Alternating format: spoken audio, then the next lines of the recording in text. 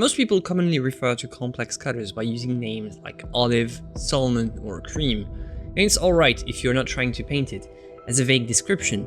But when you start painting, you have to ask yourself, okay, but how do I get this color and how do I paint it with lights and shadows? Today we'll try to paint a full value scale for this color on this painted cast using my free color wheel resources. I'll take you through the entire process, so the only thing you have to do is follow the link and download the color wheels. The file is hosted on my Patreon, but it's totally free and doesn't even require an account or a sign up. Everything starts with careful observation.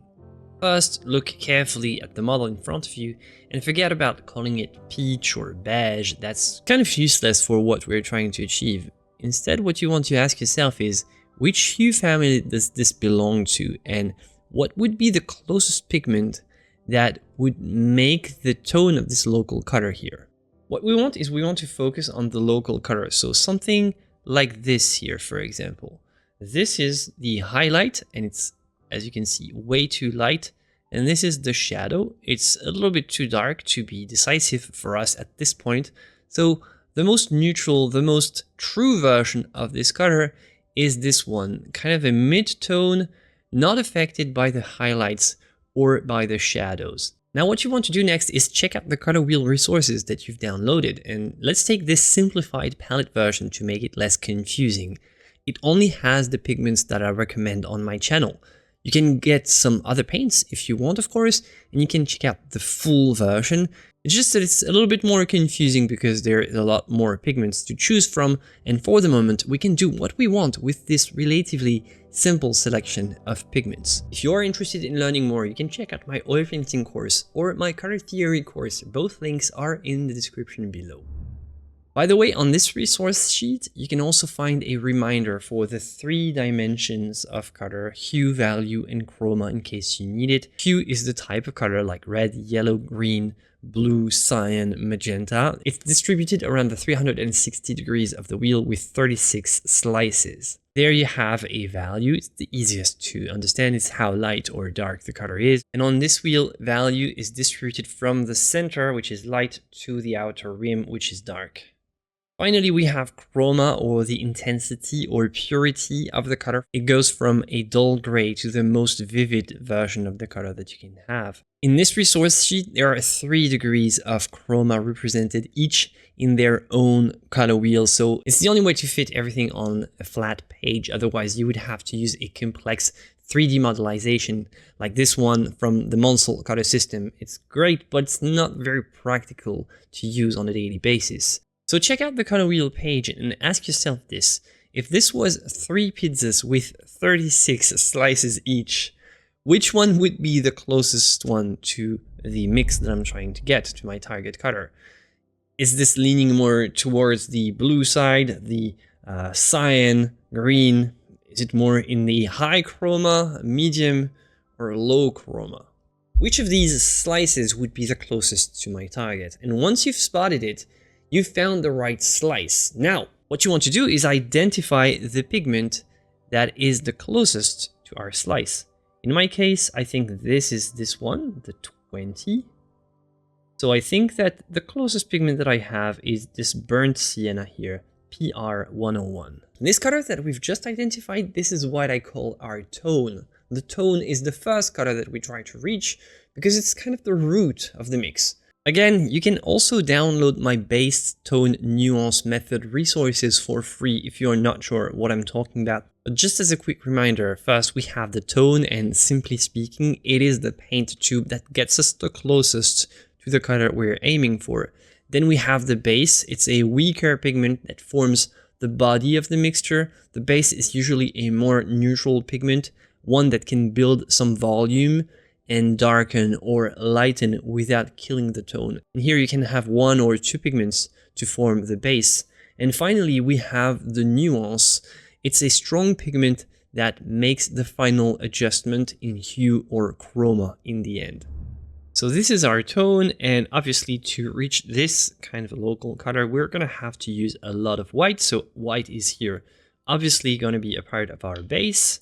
It's going to lighten, and also it's very neutral compared to this tone burnt sienna that we have, but maybe we can also add something like a yellow ochre, something if it needs a little more orange. So what I'm going to do is I'm first going to mix with the white just to see what I get, and maybe I'll get something relatively close. I don't know. So I'm going to try to get a rough mix. So it was pretty close to a skin color, which is pretty dead on with this burnt sienna. Pretty amazing how close burnt sienna is from skin tones. Now I think that to get the perfect mix, I don't need a lot more yellow. So I'm not going to incorporate some more of my yellow here. This is what I first thought, but I think this is orange enough. And I think actually it misses a little bit of red more than yellow. So this is more going to be my nuance. I think I can stop there. I think my base is simply the white. So my tone is this burnt sienna here, this transparent iron oxide, burnt sienna, transparent iron oxide, same thing. And my base is my titanium white. So this is all I have so far.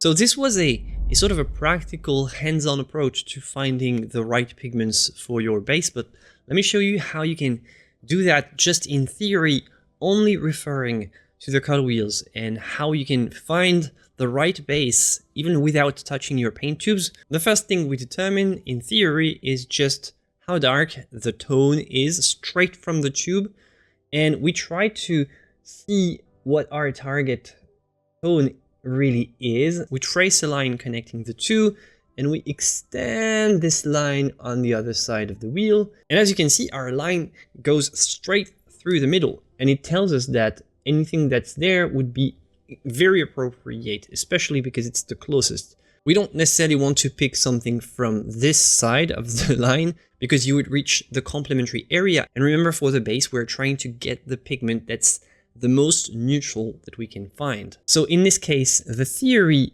of the color wheel tells us already that white would be perfectly appropriate in this case. And again, it's not that hard. And when you do that, if you do this method, you'll see how easy it is. If you pick the right tone and if you get the pigment that's the closest to the kind of target color that you're trying to mix, very often what you'll find is that your base doesn't need to do a lot to get almost to the perfect target color that you're trying to achieve. So again, we select our tone, we find the approximate position of the target, and then we trace a line and we find something that's on this line. And we take the best pigment that we can. If you can't find a very neutral pigment, take the best thing you have, the most inline, and you would normally find something very, very reliable. If you have a very neutral pigment in this line, just get the most neutral you can find. If you can't, just get something, whatever that is somewhere on this line, and it would also work. So again, if we look at what the theory tells us, it's the same thing. Our current mix is here, so it's too yellow for what we're trying to achieve, and it's slightly too light. So we need to get more towards the target. So we do the same thing. We're going to trace a line and we're going to extend it outwards to see what we have here around the color wheel, what kind of pigments we have available to us to make this kind of mix that would pull our current mix exactly in the right direction. And I have nothing here in the medium chroma wheel, but I do have some options in the high chroma wheel, and in this case the quinacridone would work really well. It's the same kind of stuff that we do for skin tones. Basically, with just the colors that I've talked about, you can do some wonderful skin tones. So let's add some quinacridone rose and see how it goes. Normally the nuance is just a small, very, very small amount, and should make it dead on. Just a tiny proportion. Should be all right. A little bit more of both. I'm gonna add a little bit more of my tone and my nuance. Bring a little bit more chroma. So now I'm adjusting the chroma. So right. How do I look? And maybe a little bit more. I've got a light here for the video that's kind of disturbing. There's a light placed just right there, so making it slightly harder for me to mix. From what I can see, it's...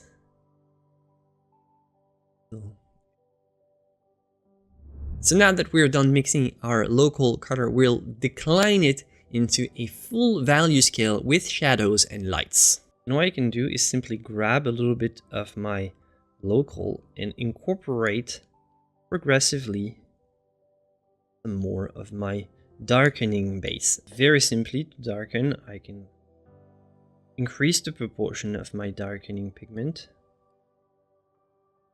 And of course, there's always some adjusting to do, so always think about incorporating some more of your tone or your nuance.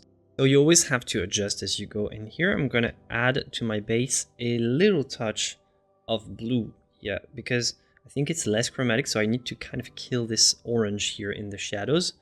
And it's almost like using a black, but in this case, a tiny proportion of black. Just incorporating a super small touch, this blue as I go, to just kill off the orange quality. The orange in this case creates this shadow color that's almost dead on, a little bit more maybe, depending on the angle of the light, of course.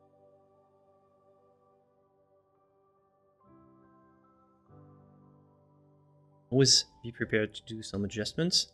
Now we have 3 already. We have gone through the shadows, and what I'm going to do is also make a very dark one. And remember that it works in sort of a curve pattern. So this one is always going to be the most chromatic one of the bunch. Yeah, I come and pull and help myself in this big stack of the local. And what I'll do is I'll add some of the local and adjust by darkening in this case. What I can also do is I can also adjust some of my lighting, creating the highlights. The highlights are also less chromatic, so it goes in a sort of a curve pattern. The most chromatic one is the local. In theory, your most chromatic step should be the local color, so it means that it doesn't go in a straight line.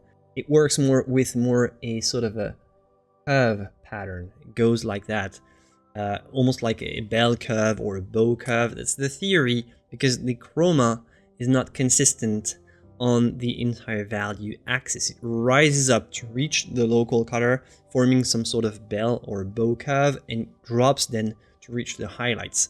Of course, this is the theory, and it's often wrong because you have to adjust based on the observation, because your object doesn't necessarily have a perfectly even and theoretical color all over its surface. So always make sure to adjust based on the light context and the surface attributes of the object that you're trying to paint.